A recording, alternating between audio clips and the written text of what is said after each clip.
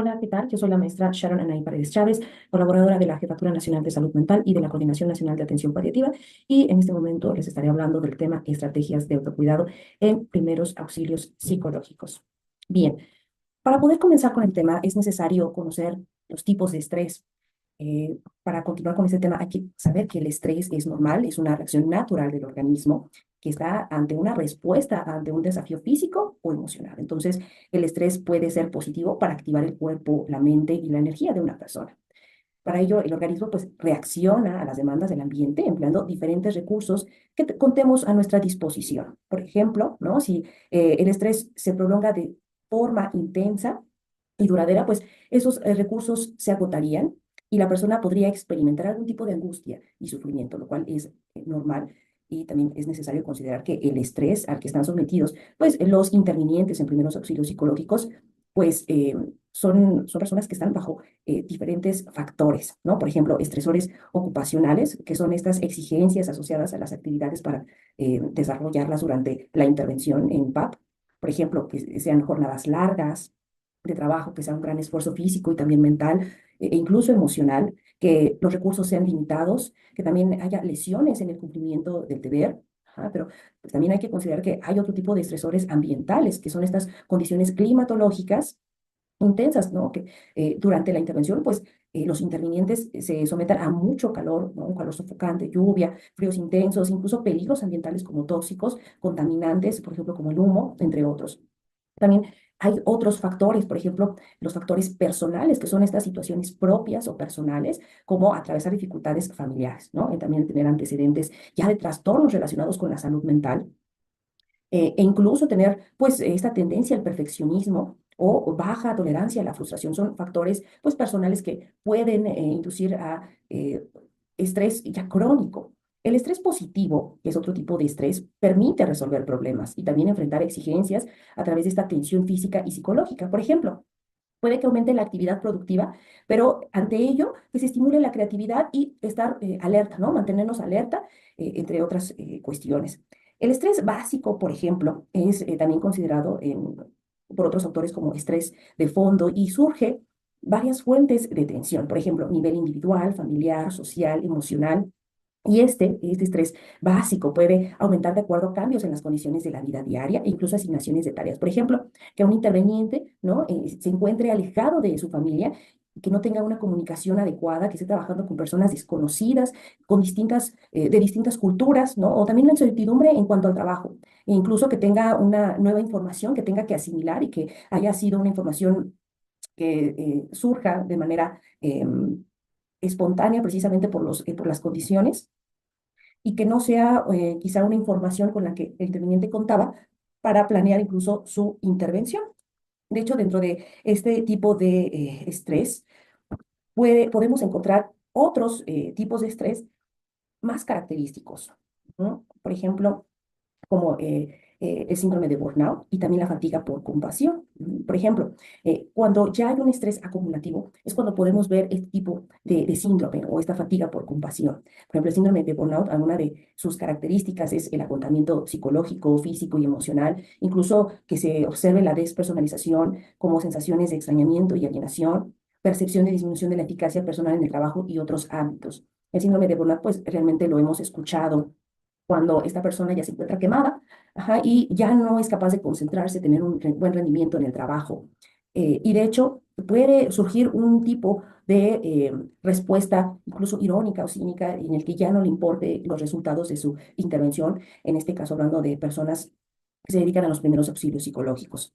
Y que pues este desempeño pues realmente no cubra todas las demandas a las personas que requieren ese tipo de intervención.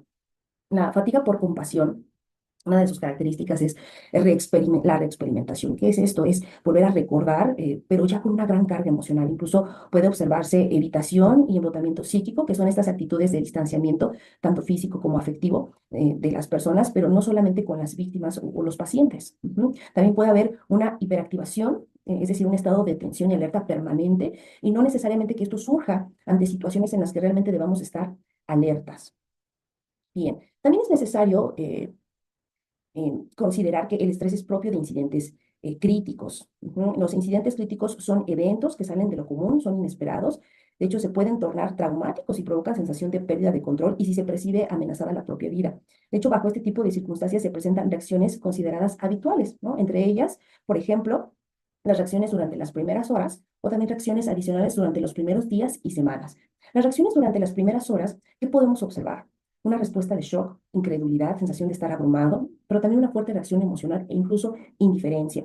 Es decir, esta indiferencia probablemente por no contar con las herramientas o estrategias para hacerle frente a este tipo de estrés y que estemos dejando de lado la calidad de nuestra intervención y que no podamos incluso ser sinceros con el tipo de intervención que pueda dar y si estoy apto para darlo. ¿Qué también se puede observar? La confusión, es decir, tener dificultad para tomar decisiones, que se requiere esta toma de decisiones pronta en algunos casos, y que también hay algunas reacciones físicas como náuseas, mareo, fatiga intensa, dificultades para dormir, incluso algunos temblores musculares. Bien, ahora, ¿cómo son las reacciones adicionales? Es decir, después de estas reacciones durante las primeras horas, posteriormente, en los primeros días y semanas, puede haber un recuerdo persistente e intrusivo, es decir, que podamos percibir estos flashbacks, ¿no? Del incidente, incluso tener pesadillas o incluso tender a evitar ciertos aspectos del incidente. Por ejemplo, lugares, emociones, actividades que estén relacionadas o que nos recuerden al evento.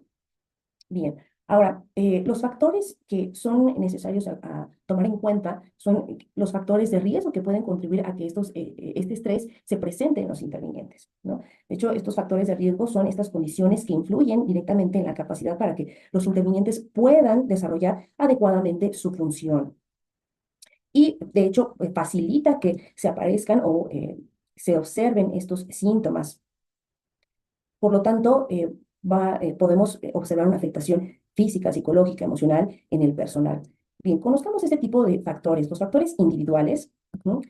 Son ya enfermedades preexistentes, es decir, ya habíamos comentado incluso algunos factores personales, como algún tipo de trastorno que facilite más fácilmente el estrés crónico, incluso la aparición de síndrome de burnout o fatiga por compasión. Pero, ¿qué otras cosas pueden estar relacionadas con los factores individuales? Bueno, que haya lesiones producidas durante la intervención, ajá, y que pues estos intervinientes que llegan a tener esta atención primaria con las personas son las que suelen tener mayor contacto con las víctimas y que puedan tener este factor individual que favorezca a la aparición del estrés. Otro de los factores son los interpersonales.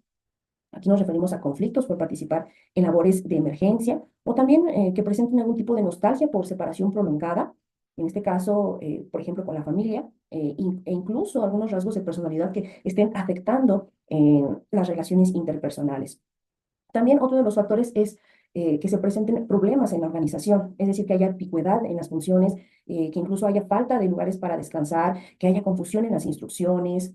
Entonces, si nosotros estamos percibiendo este tipo de factores, sí es quizá una buena guía para que podamos hacer un autoanálisis e identificarlos para que esto no se convierta en algo más crónico. Es decir, es el momento de observar y actuar. También otro de los factores es tener aspiraciones heroicas, es decir, tener esta idea de que el interviniente es capaz de brindar ayuda a los que lo requieran. Sin embargo, esto puede tener un sentimiento, puede atraer un sentimiento de frustración cuando no le es posible poder ayudar a la persona, ¿no? Cuando la ayuda que se brinda, pues no ha sido la suficiente. Y entonces es parte de esta aspiración heroica de querer ayudar a la persona, querer también ayudarle a esta toma de decisiones. Y cuando vemos que no ha sido posible, nos sentimos frustrados. ¿Qué otro tipo de factores hay? Los factores propios del evento, ¿no? La temporalidad, duración del desastre, la incertidumbre por posibles complicaciones. También hay factores comunitarios, ¿no? Es decir, que hay un aumento de presión emocional por medios de comunicación, y esto aquí cuando se está comunicando, cuando hay algunos fenómenos naturales, y que el aumento de presión emocional se encuentre a través de estos medios de comunicación, incluso por tensión por grupos armados, es decir, que hay un conflicto. Aquí estamos hablando ya de cuestiones más extremas, incluso en situaciones bélicas. También se encuentran los estímulos traumáticos, ¿no? Mantener contacto con víctimas, escuchar historias de dolor constantemente, ¿no? Y tener esta presencia de heridos o estar con cadáveres justo en estas situaciones difíciles y que este factor, claro que va a facilitar que el estrés se presente en los intervinientes. Pero también están las expectativas poco realistas, es decir, que los intervinientes se nieguen a tener esta necesidad de descanso, ¿no? Y que, por tanto, quieran continuar todavía con la ayuda, pero también está muy relacionada con esta aspiración heroica. Bien, entonces, ¿cuáles son los efectos y las reacciones del estrés en los intervinientes? Vamos a verlo de esta manera. Cuando el estrés ya está presente, parte de los síntomas o de las afectaciones que se pueden observar pues ocurren gracias a una serie de reacciones durante y después de la participación en emergencias. Entonces, estas manifestaciones son consideradas habituales por el estrés que se vive durante la situación crítica, y el organismo va a empezar a expresar este malestar que siente, ¿no? Desde diferentes áreas, el área cognitiva, el área emocional, el área fisiológica, pero también el área motora. Para ello, pues es importante comprender que las reacciones pueden ser consideradas propias, sí, de la situación, pero deben de ser monitoreadas y atendidas oportunamente para que no surjan complicaciones posteriores, ¿no? Todas estas reacciones que ustedes pueden observar en la diapositiva, pues son consideradas habituales y también son inevitables en situaciones con altos niveles de estrés. Por lo general, estos efectos duran días o semanas y van desapareciendo paulatinamente, por lo que se nos recomienda generar espacios para hablar sobre el tema y poder expresar nuestros sentimientos, nuestras emociones, y que esto pueda ser fundamental para procesar el evento vivido, ¿no? Y tener incluso una respuesta más efectiva en las diferentes labores que pueda realizar el personal interviniente.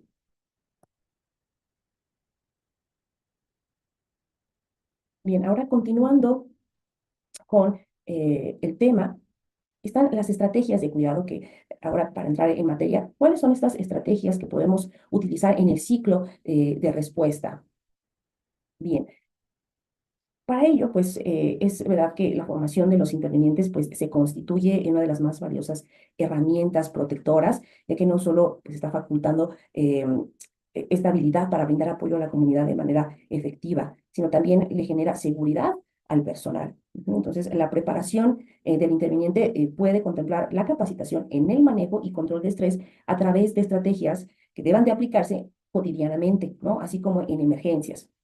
Entonces, estas estrategias de autocuidado son todas las medidas que podemos tomar en la incorporación, formación e intervención de los intervinientes, así como las posibles estrategias de autoayuda que el personal pueda desarrollar con el fin de maximizar el buen estado de salud mental.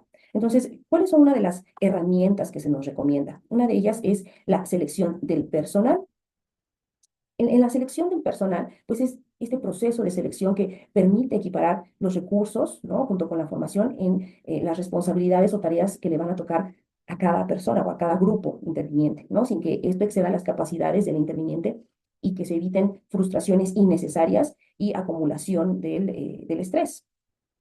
Bien, ahora, ¿cuál otro tipo de herramienta hay? Se nos recomienda también considerar las pautas de participación, es decir, conocer a dónde voy, qué voy a hacer, con quién podría encontrarme en el lugar, con quién incluso podría coordinar para desarrollar la intervención y en caso dado de necesitar algún tipo de ayuda, pues también saber a quién voy a recurrir como interviniente, ¿cierto? Entonces, las pautas de participación van a reducir este nivel de estrés por incertidumbre, brindando justamente la información que facilite este desempeño de los participantes para que se pueda aportar la eficiencia y la eficacia en el desempeño y que estas sean claras y concisas. Bien, ahora, ¿qué pautas de autocuidado cotidianas podemos considerar? El control y manejo del estrés no es una lista de acciones a seguir de manera rígida, no es como un recetario, pero sí son pautas que si desarrollamos y practicamos de manera diaria y con las particularidades que se apliquen a cada uno de nosotros, pues nos van a permitir manejar de mejor forma las situaciones de presión a las que estamos expuestos cotidianamente, ¿no? Por ejemplo, una de las pautas es el autoconocimiento. Identifique estas habilidades y vulnerabilidades, ¿no? Así como las situaciones que le agradan y también las situaciones que le molestan. Otra de las pautas es considerar la red de apoyo, ¿no? La red de apoyo son todas aquellas personas que consideramos importantes en nuestra vida y aquellas con las que podríamos contar en caso de necesitarlas. Otra de las pautas es la capacidad de disfrutar.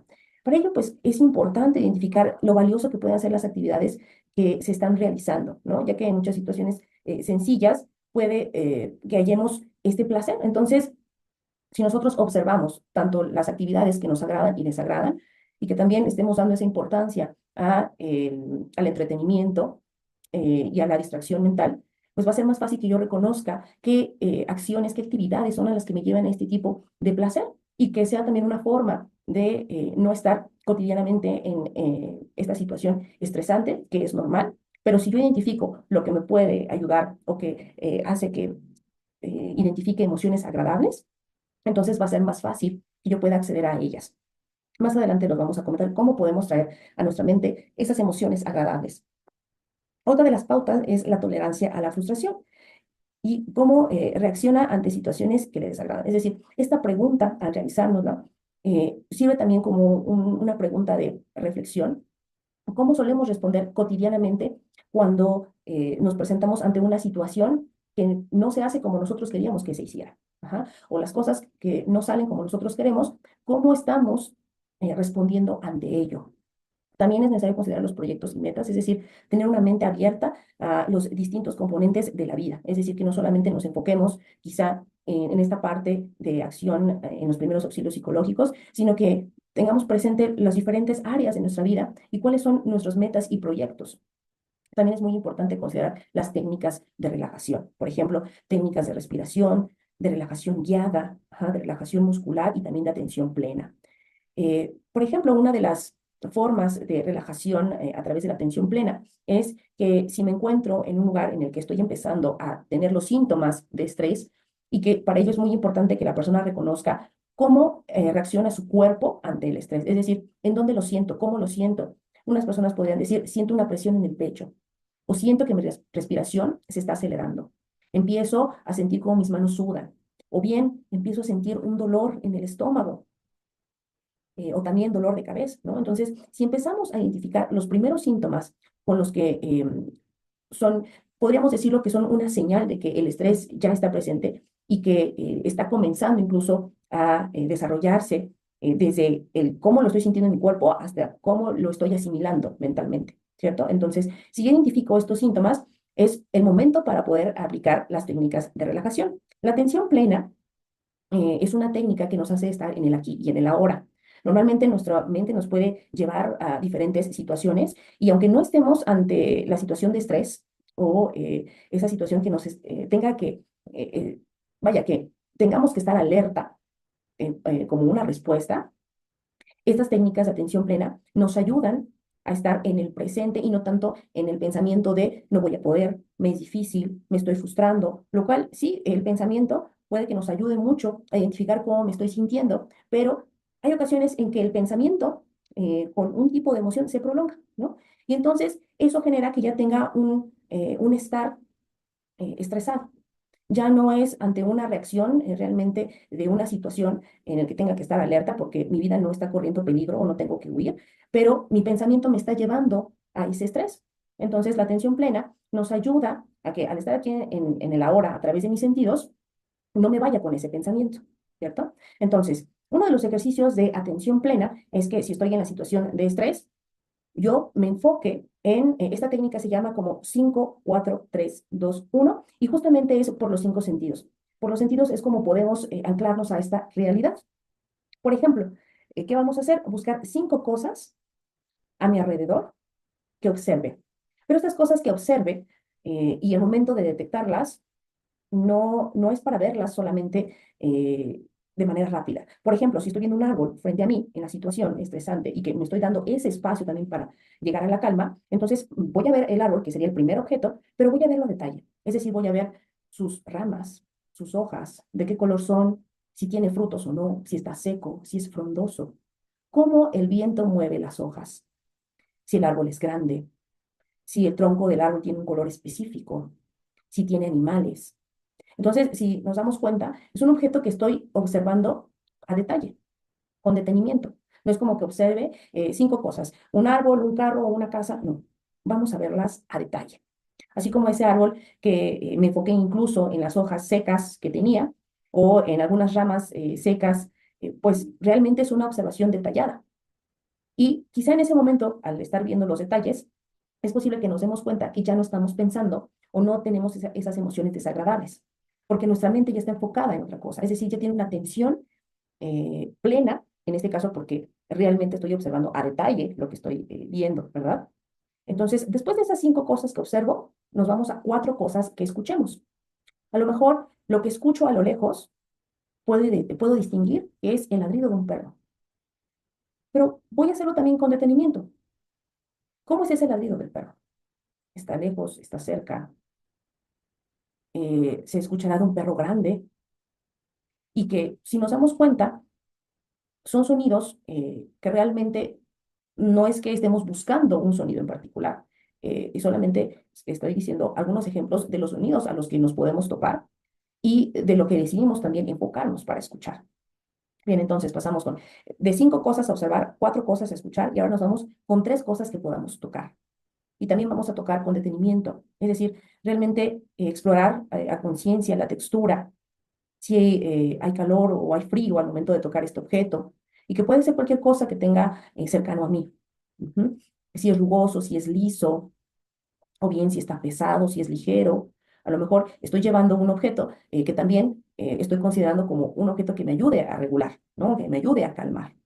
Y que, bueno, esto también se recomienda como parte del kit de regulación emocional. Si bien no muchas veces vamos a tener a la mano estos objetos o algunas cosas que puedan ser necesariamente agradables, sí podemos contar con un kit de regulación emocional. Y entonces quizá puedo llevar algunas fotos, algunas imágenes que me ayuden a evocar emociones agradables. En este caso, si no estoy viendo el árbol, puedo sacar mi kit de regulación emocional y cuento con mis fotos agradables, ¿no? O esas imágenes que evocan emociones placenteras.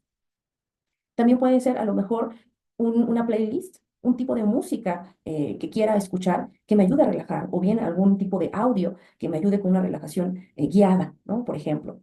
Y si es para tocar, bueno, algunos artículos que al momento del tacto, pues también me generen sensaciones agradables. Después de los 3 objetos a tocar, nos vamos con 2 cosas que puedas oler. Y eso también puede ser en el kit, pero si no contamos con esos objetos de kit de regulación emocional, podemos hacerlo también al momento, ¿no? Es decir, ¿qué huelo? ¿Qué estoy percibiendo? Percibe al menos 2 olores diferentes. ¿De dónde vienen? ¿De dónde provienen? ¿Qué es? A lo lejos me llega un olor a lo mejor de pasto, ¿no? De tierra mojada. A lo lejos a lo mejor me llega también un olor a comida, ¿no? Y entonces estoy enfocándome realmente en esos olores. Después vamos a pasar con una cosa que podamos saborear o degustar y que quizá esto puede que no sea tan fácil acceder a ello, también puede que lo tengamos en cuenta en nuestro kit de regulación emocional. Algún alimento, algunas semillas, un chocolate, algo que podamos degustar y que nos concentremos realmente en su sabor. De hecho, esa es una de las técnicas de relajación. Bien, también es importante que hablemos de la prevención secundaria o durante y después de la intervención. Todas las medidas que una vez que ha ocurrido la emergencia, tanto en el escenario de emergencia como en las primeras horas tras finalizar la intervención, se pueden poner en marcha para minimizar los efectos del estrés en el interviniente. ¿Ah? Ahora recordemos que los factores de estrés a los que están sometidos pues, estas personas eh, que ofrecen primeros auxilios psicológicos, muchas de esas condiciones están fuera del alcance de alguien para que sean modificadas, ¿no? Por ejemplo, si la intervención tiene que realizarse en medio de la lluvia, pues no depende de nadie que ese elemento climatológico cambie, o si el compromiso de la vida de una persona exige una actuación inmediata por ser el tiempo crítico, o tal vez encontrar casos incluso de violencia, ¿no? O exposición a situaciones de alta vulnerabilidad. Estas condiciones pueden estar presentes en mayor o menor medida, pero en estos escenarios de intervención puede que no tengamos ese control. Por tanto, la prevención justamente está destinada a organizar estos factores protectores. De hecho, estas prácticas deben ser gestionadas en todos los contextos de intervención para que posibiliten la resiliencia, es decir, estar preparados con plan A, plan B, ¿qué pasaría si, no? ¿Qué pasaría si está lloviendo? ¿Qué pasaría si se inunda? ¿Qué, por ejemplo, no? Y pues si se realiza de manera responsable, podemos prevenir complicaciones sintomatológicas, incluso se contribuiría a fortalecer la intervención grupal. Bien, ¿cuáles son en qué consiste, vaya, esta organización de factores protectores? Bien, ya tenemos informar sobre la intervención, es decir, que informemos sobre el escenario, que informemos sobre el tipo de intervención, ajá, pero también cubrir necesidades básicas, es decir, coordinar los recursos de alimentación, alojamiento, comunicación, transporte de los intervinientes de acuerdo al tipo de actividad que se van a realizar y justamente la necesidad de estos grupos. Bien, también se nos recomienda promover un clima de apoyo, es decir, considerar en la planificación momentos de descanso y tiempo libre. Ajá. Y también, pues, considerar que el clima de apoyo tiene que mantenerse durante toda la jornada. Ajá. Es decir, que no solamente hasta que vemos a la persona que ya está manifestando estos síntomas de estrés, sino hacerlos como parte de una planeación. También se nos recomienda establecer turnos de intervención y descanso, es decir, poder establecer un sistema de relevos para que el personal que está realizando actividades que lo enfrenten a estresores altos, pues cambien, ¿no?, a otras actividades que sean menos estresantes. Otro de los factores protectores es el facilitar los canales de comunicación y resolución de conflictos, ¿no? Ya que esto va a facilitar la recepción de necesidades y dificultades que puedan tener los intervinientes. De hecho, este sistema de comunicación es justamente para que los miembros puedan fluir adecuadamente, ajá, y que puedan también ser receptores de información, no solamente el que ellos necesiten información eh, pues realmente necesaria para su acción, sino que puedan ser esta recepción, pero también este medio para que ellos puedan pasar mensajes importantes. Para ello, pues es necesario establecer estas líneas de reporte, es decir, cómo se va a estar reportando la comunicación, ajá, y además, pues considerar que es un recurso que permite resolver conflictos, justamente esta comunicación, ¿no? Y así evitamos que en muchas ocasiones se den los malos entendidos, ¿no? O que estos trasciendan y afecten el ambiente de participación. Otra de las recomendaciones es realizar reuniones en equipo. Es decir, realizar reuniones al inicio de la jornada para que se motive el personal, recordándoles justamente el valor de su desempeño, ¿no? Informar de la agenda, informar el itinerario de trabajo que se va a realizar en el día y también las responsabilidades que cada miembro debe de tener, ¿no? Cada miembro del equipo. Es decir, no solamente yo voy a conocer mis responsabilidades, sino también del otro, en caso dado que, pues, si yo estoy observando que el otro tiene actividades y que yo estoy ante unas que me hacen estar en altos índices de estrés, pues también quizá apoyarme conociendo cuál es el papel de cada uno de los integrantes del equipo. Y también, pues, más que nada, las reuniones en equipo es para socializar, ¿no? No solamente la información de importancia, sino también para modificar o complementar algunas disposiciones entregadas previamente o alguna otra situación, ¿no? Que debamos de verificar. También se nos recomienda tener un sistema de compañeros, es decir, equiparar las características físicas también y las habilidades de los compañeros para que pueda ser complementario. Ajá. También establecer normas de seguridad operativa, es decir, identificar con la identificación, con el uniforme, ajá, informarse del contexto antes de salir a la misión y también considerar las normas de protección, no armas, material de bioseguridad básica, informar el estado físico y psicológico al supervisor. Bien, ¿cuáles son las estrategias de autocuidado en emergencias y desastres? Primero, se nos recomienda cuidar especialmente de uno mismo, ¿no? También recordar que las reacciones son normales e inevitables, con el objetivo de no querer tener el control y querer evadir esas emociones que son naturales. También es importante escuchar lo que las personas cercanas están diciendo, incluso lo que piensan sobre el evento. Ajá. Y cuando se habla con alguien, pues elaborar estas experiencias desagradables, es decir, no evadirlas, realmente platicarlas, socializarlas para que también podamos tener esa red de apoyo con personal del trabajo, ¿no? Con otros intervinientes.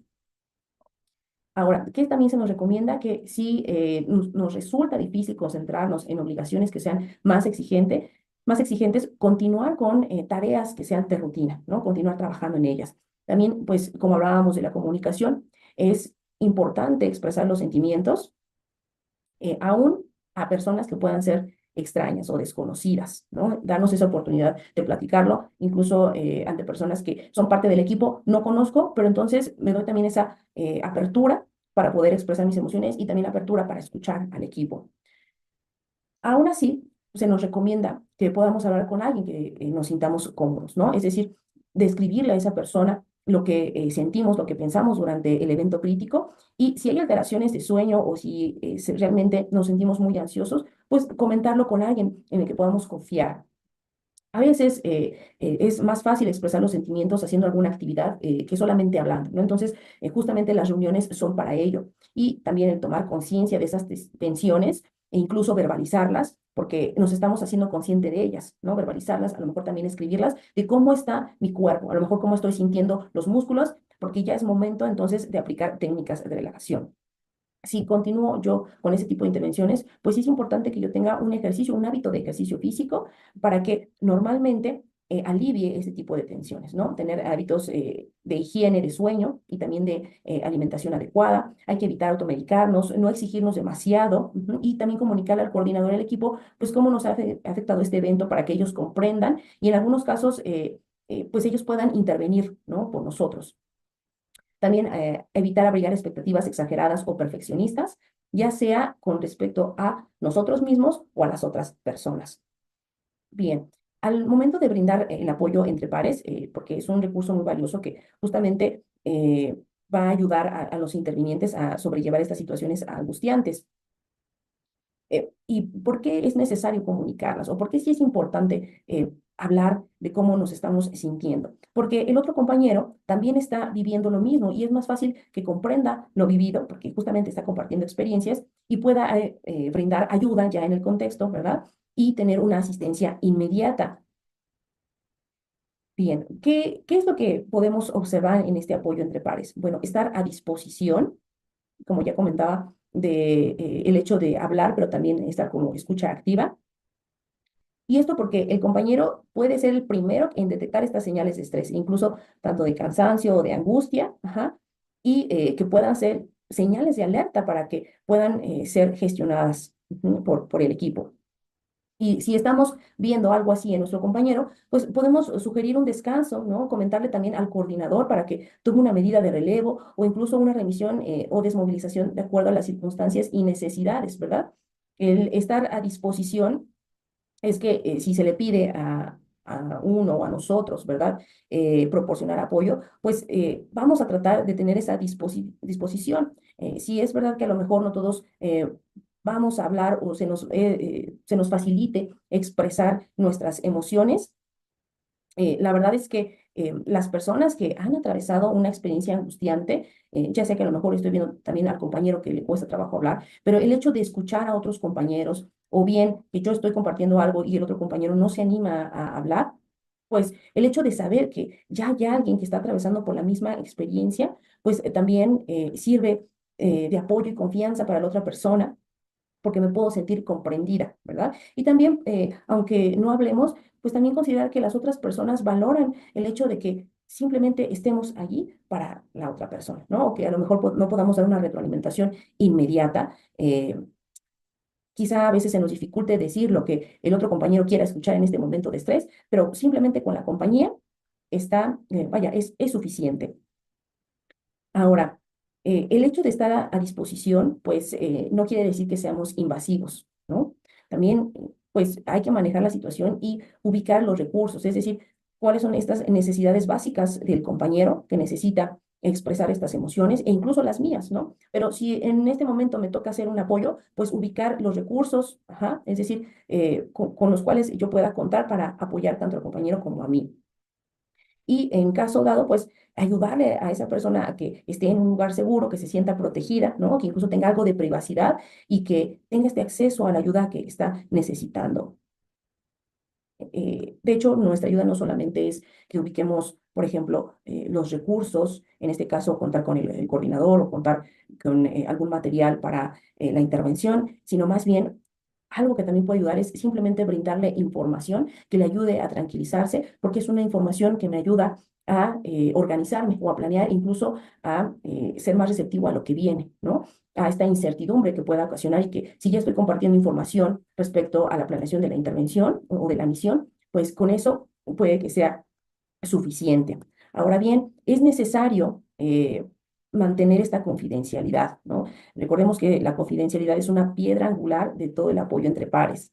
Entonces, es esencial para la integridad de la persona, porque le estamos dando esa confianza de que pueden contar con nosotros. Entonces, no compartamos la historia de nuestro colega con otros ni proporcionemos esos detalles a otros.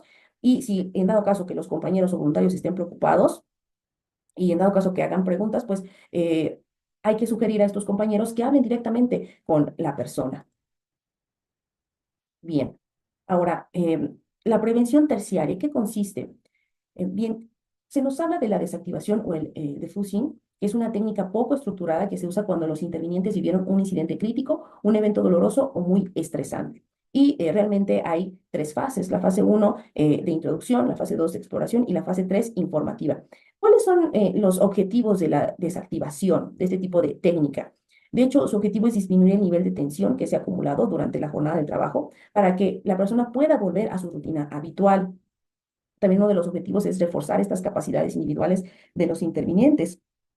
Una de las formas en las que se puede aplicar es, bueno, se puede aplicar de manera individual o con grupos, pero de hasta 15 participantes, ¿no? Máximo a las 4 horas pasado del evento crítico, debe de realizarse en cada junta provincial. Ajá.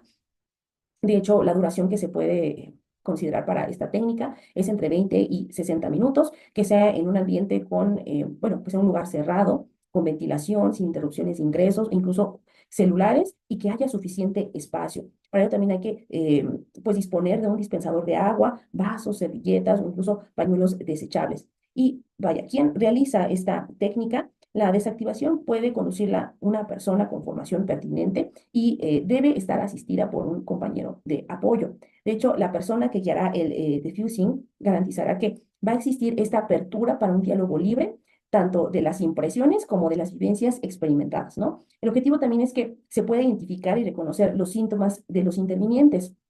Para ello, ¿qué vamos a hacer? Vamos a brindar pautas y modalidades del enfrentamiento al estrés. Por eso, en la fase uno, en la fase de introducción, se debe de explicar cuál es el proceso y aclarar que no es una psicoterapia, ¿no? En la fase 2, que es de exploración, vamos a invitar a cada participante, que lo desee, claro está, a que describa los hechos que vivió, los sucesos, los sentimientos, incluso las reacciones que tuvo. Y ya en la fase 3, que es la fase informativa, vamos a realizar un resumen de las intervenciones realizadas en la reunión. Si la intervención realizada tuvo un contexto con mucha carga estresante, y ante esto, pues recordemos que las reacciones y sentimientos que los intervinientes presenten pueden ser a nivel físico, emocional, cognitivo, conductual.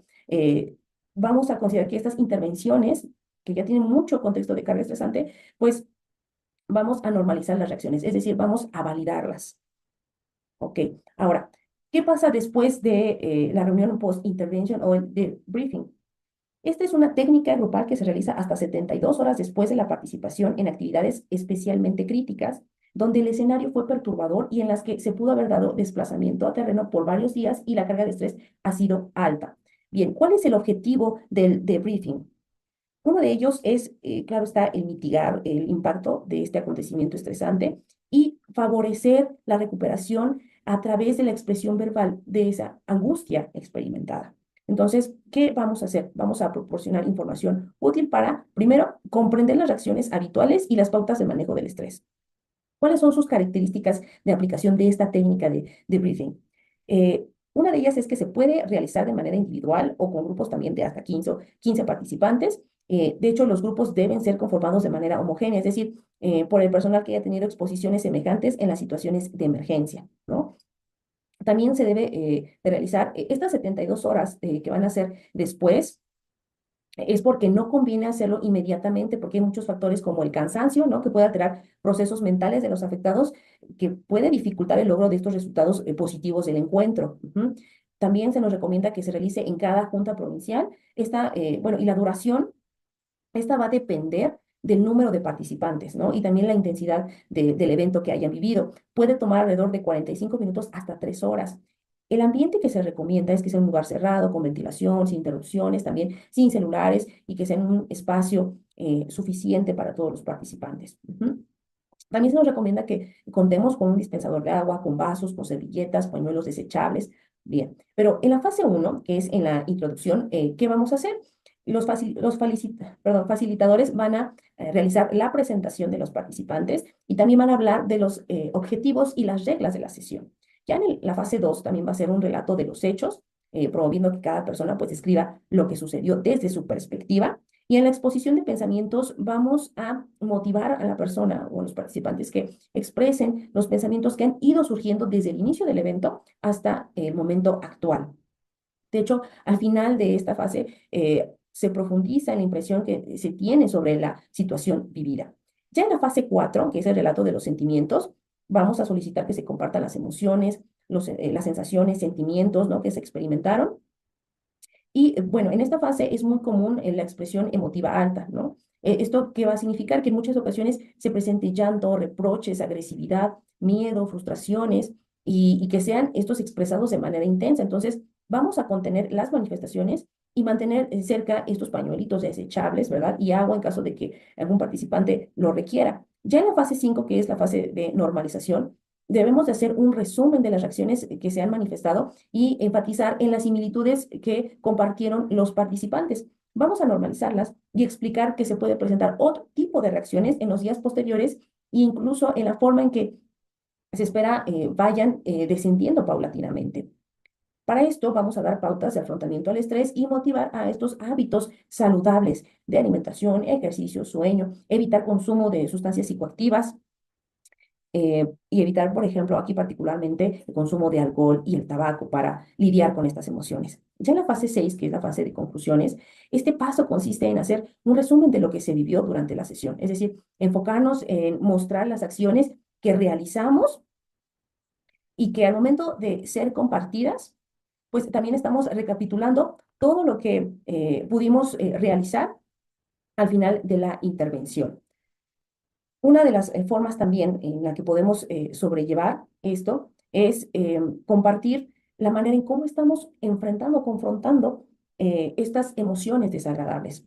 De hecho, ya en esta fase de conclusión, pues vamos a agradecer la participación de todos los intervinientes y también vamos a cerrar la reunión. Ujú.